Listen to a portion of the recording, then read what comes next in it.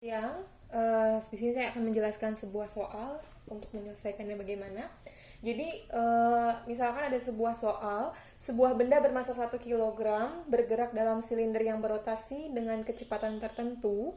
Jika koefisien geseknya 0,4 dan diameternya 2 meter, maka kecepatan linear rotasi tong agar benda tidak slip. Gitu ya. Nah, oke. Jadi ini soal fisika ya. Babnya apa nih? Kita belum tahu. Maka agar lebih mudah kita analisis dulu atau kita buat dulu lah ya gambarnya. Kenapa? Karena fisika itu akan lebih mudah dicerna, akan lebih mudah dikerjakan kalau kita bisa membayangkannya, gitu ya. Oke, kita baca sekali lagi. Sebuah benda bermassa 1 kg. Berarti kita gambarkan bendanya ya dengan massa 1 kg. Bergerak dalam silinder yang berotasi, berarti si benda ini ada di dalam di dalam silinder ya yang berotasi gitu ya. Jadi misalkan ini silindernya, dia ada di dalam sebuah silinder yang berotasi, artinya dia berputar ya, bergerak melingkar si tongnya itu. Jadi bergeraknya seperti ini, anggaplah. Jika koefisien gesek 0,4, berarti si tongnya ini, dindingnya ini kasar. Kenapa? Karena ada koefisien geseknya, gitu ya.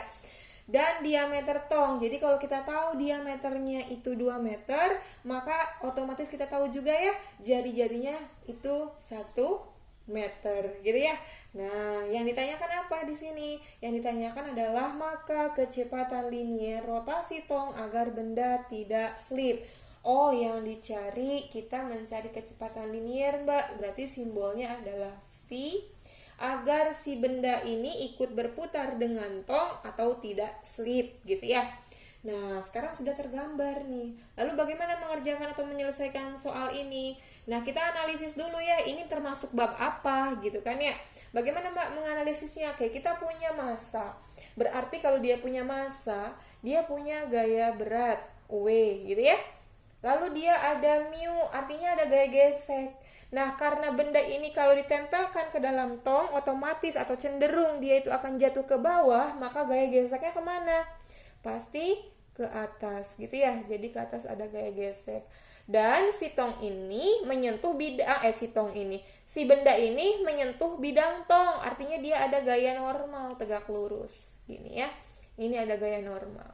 Yang ditanyakan adalah kecepatan linear. Nah, di sini ada banyak gaya, ya. Nah, kalau misalkan di sini ada banyak gaya, maka sebenarnya bisa nggak sih kasus ini diselesaikan dengan menggunakan hukum Newton? Nah, kita coba saja ya. Oke, sekarang kita akan mencoba gitu ya, menyelesaikan soal ini dengan menggunakan hukum Newton gitu ya, atau bab dinamika. Oke, kita mau mencari kecepatan linear. Artinya kalau dia itu mau mencari kecepatan linear, kita lihat dulu pergerakan tongnya kayak gimana. Nah, tong itu bergerak ya searah atau sejajar sumbu apa? Kalau kita punya 2 sumbu, ya ini sumbu X, lalu ini sumbu Y, dan tong ini bergerak seperti ini, maka si tong ini bergerak di sumbu X atau sejajar di sumbu X. Maka kita bisa selesaikan dengan menggunakan hukum Newton yang berada di sumbu X. Nah, seperti itu. Sama dengan apa? Nah, karena dia si tongnya ini bergerak melingkar, berarti ya sama dengan gaya sentripetalnya, gitu kan ya? Karena bergerak melingkar itu semua gaya yang bekerjanya akan disamadengankan dengan gaya sentripetal kan, gitu ya? Nah, seperti itu. Yuk kita selesaikan. Apa ini sigma? Sigma ini jumlah, F itu gaya, X itu di sumbu X. Maka kita jumlahkan seluruh gaya di sumbu X. Ada gaya apa aja nih Mbak di sumbu X? Kita lihat ke gambarnya.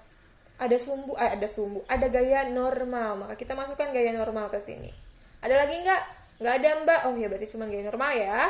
Sama dengan gaya sentripetal. Gaya sentripetal itu kita tahu sama-sama ya. mv kuadrat per R atau M omega kuadrat kali R. Karena yang dicari V, jadi kita pakai yang ini ya. Seperti itu. Mbak, kita mau nyari V, tapi N-nya kita nggak tahu. Nah, gimana? Masalah, berarti ini harus diselesaikan dulu ya masalahnya. Gimana Mbak menyelesaikannya?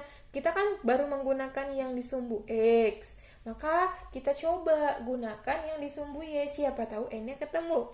Gitu ya.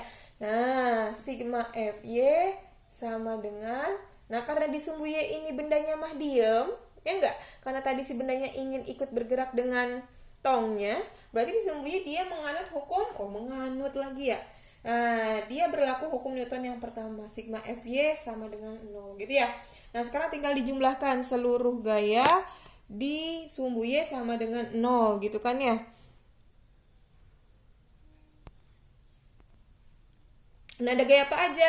Ada gaya gesek ke atas, ada gaya berat ke bawah, sama dengan 0. Berarti gaya gesek sama dengan W. Gaya gesek itu mu kali N sama dengan M dikali G, gitu ya. Berarti dari sini kita bisa temukan nih N-nya ya. Sama dengan apa? M kali G per mu, gitu ya. Nah, sekarang tinggal cemplungin deh ke sini nih N-nya.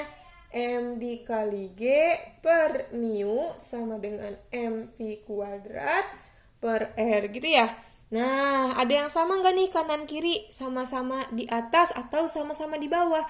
Oh, ada tuh Mbak huruf M atau nilai M. Masa? Oh, coba lihat. Di kiri ada M, sebelah kanan ada M. Sama-sama di atas. Boleh kita coret gitu ya.